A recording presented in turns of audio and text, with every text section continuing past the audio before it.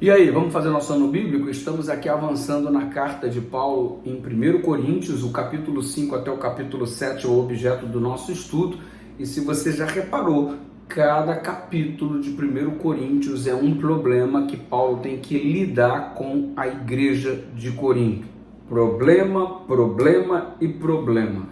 Capítulo 5, problemas de desvio de conduta sexual. Filho que se deita com a mulher de seu pai, casos de fornicação. O capítulo 5 traz-nos uma advertência quanto à conduta sexual ilícita. Você tem o adultério, você tem o sexo antes do casamento, denominado de fornicação. Tudo isso que corrói a estrutura da igreja, a moral do ser humano e, consequentemente, danifica drasticamente o relacionamento não só com as pessoas, mas também com o próprio Deus por essa atitude sexual ilícita. Você sabe que o ser humano, crente, eu, você, todos nós zelamos pela nossa saúde. O crente é o indivíduo que não fuma, o crente é o indivíduo que não bebe, o crente é o indivíduo que está sendo aconselhado a fazer exercícios físicos, a cuidar da sua saúde.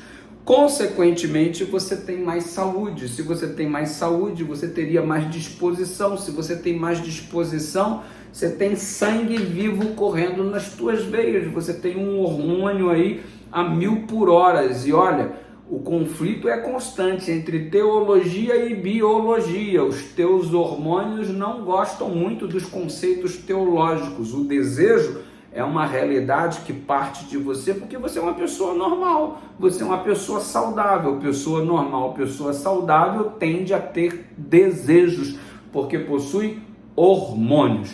Tendo isso em vista, a gente precisa estar numa constante vigilância. Aquilo que a gente vê, o tipo de coisa que a gente conversa, os sites que a gente acessa, a proximidade do sexo oposto, a intimidade que mantemos com as outras pessoas, tudo isso corrobora para que você tenha mais facilidade para cair em pecado ou não, a depender do seu posicionamento.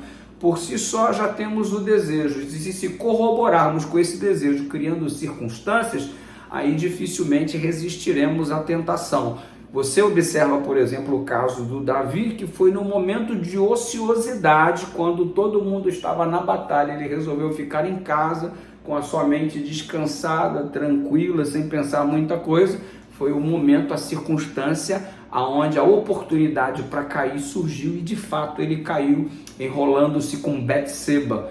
Enfim, você é saudável, você tem desejos, então você precisa vigiar, ok? Porque quando envolvemos-nos em uma situação tal qual a igreja de Corinto, o testemunho contra o evangelho por parte da própria igreja tende a ser muito acentuado, jogando a verdade na lata do lixo por causa da conduta sexual ilícita da igreja aqui citada em Corinto. Portanto, crente, vigia é o que está dizendo o apóstolo São Paulo na carta aos Coríntios. No capítulo 5 fala sobre esse problema, e como eu disse que cada capítulo é um problema em si, o capítulo 6 trata-se de litígio entre os irmãos.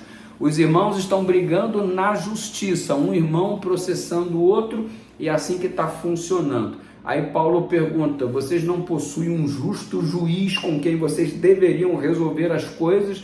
Então, os crentes, os santos em Cristo, vão resolver o seu problema de litígio junto a um ímpio juiz que não tem o temor de Deus no coração. Então, vocês dois possuem o temor de Deus no coração, mas vocês não conseguem se entender, mesmo com esse suposto temor de Deus no coração, mesmo com essa suposta santidade. Então, irmão defraudando o outro irmão, irmão lutando contra outro irmão com um problema litigioso. Aí vão para a justiça, diante de um juiz que não tem temor de Deus no coração, para resolver aquilo que você poderia resolver diante do juiz do universo. Então, Paulo não concebe muito a ideia de que um irmão processa o outro irmão entra na justiça com outro irmão. Porque como é que um irmão pode defraudar outro? Enfim, a justiça existe para buscarmos os nossos direitos, óbvio e evidente, mas o que pasma o apóstolo São Paulo é como eu, tendo o temor de Cristo, vou tentar defraudar você dos seus direitos. Isso aí é que é inconcebível, afinal de contas não vivemos diante do verdadeiro juiz. Como é que um irmão passa a perna no outro? Como é que um irmão rouba o outro? Como é que um irmão defrauda o outro, prejudica o outro? Como é que um irmão toma posse daquilo que não lhe pertence ao ponto dos dois crentes, membros da igreja, terem que ir para a justiça? Paulo não concebe muito essa ideia, que é realmente incoerente. Então tem alguém nessa história que não é tão de Deus assim. É um discurso da boca para fora, porque senão não defraudaria o outro irmão no que diz respeito aos seus direitos. O capítulo 7 está aqui e mais um problema. As necessidades sexuais no casamento que muitas vezes não são supridas. E você observa aqui o capítulo 7, Paulo fazendo um discurso bem interessante, quando diz aqui, ó, verso 3, o marido pague à mulher a devida benevolência, seja bondoso com a sua mulher, seja paciente, seja amoroso, da mesma sorte que a mulher ao marido. O marido se sente amado quando há sexo, a mulher se sente amada quando há segurança. São necessidades diferentes. Sexo para o homem é a maneira mais fácil de ele entender que ele é amado. Segurança para a mulher, palavras afáveis, bom trato é a melhor maneira dela entender que ela é amada. Então, ambos devem providenciar, suprir a necessidade um do outro. Por isso o verso 4 diz, a mulher não tem poder sobre o seu próprio corpo, mas tem no marido. E também da mesma maneira o marido não tem poder sobre o seu próprio corpo, mas tem a mulher. Não vos priveis um do outro, senão por consentimento mútuo, por acordo, por conversa. Ei, como é que se resolve a questão de diferença dentro do casamento? A melhor ferramenta se chama comunicação desenvolvida com maturidade. Você virar para o teu cônjuge e dizer, olha, eu tenho sentido a necessidade disso, disso e disso, e ela explicar, olha, eu estou dessa forma, dessa forma, dessa forma.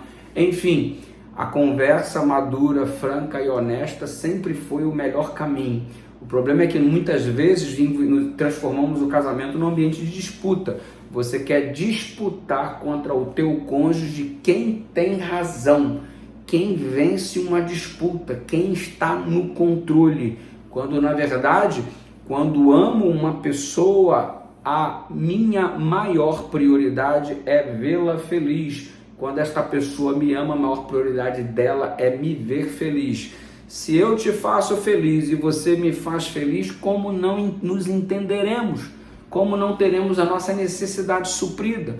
Uma mulher bem amada, obviamente, vai proporcionar ao marido o suprimento de suas necessidades, ok? Um marido bem amado, obviamente, vai proporcionar para a mulher o suprimento de suas necessidades. Amar como Cristo amou a igreja, dando para a pessoa aquilo que você não providenciaria para você mesmo, porque a pessoa é alvo do teu amor. A prioridade passa a ser a pessoa. Se eu luto pela felicidade do meu cônjuge luta por minha felicidade, como não teremos nossas necessidades supridas se é possível colocarmos em evidência essas necessidades através de uma conversa madura? Onde você diz, olha, eu estou sentindo falta disso, eu estou sentindo falta disso, então você vai dar para ela o que ela sente falta, ela vai conceder para você aquilo que você está sentindo falta, e o bom entendimento vai ser obtido, e Paulo está colocando exatamente que isso não está acontecendo. É claro que tudo dentro de um processo de equilíbrio, todavia, se a necessidade do homem está fugindo de um equilíbrio e a necessidade da mulher está fugindo de um equilíbrio, há necessidade de um tratamento, de um acompanhamento profissional para chegarem a um denominador comum, e isso é importante. Tenhamos isso em mente. Graça e paz, amanhã tem mais. Estamos juntos, nosso Super Ano Bíblico.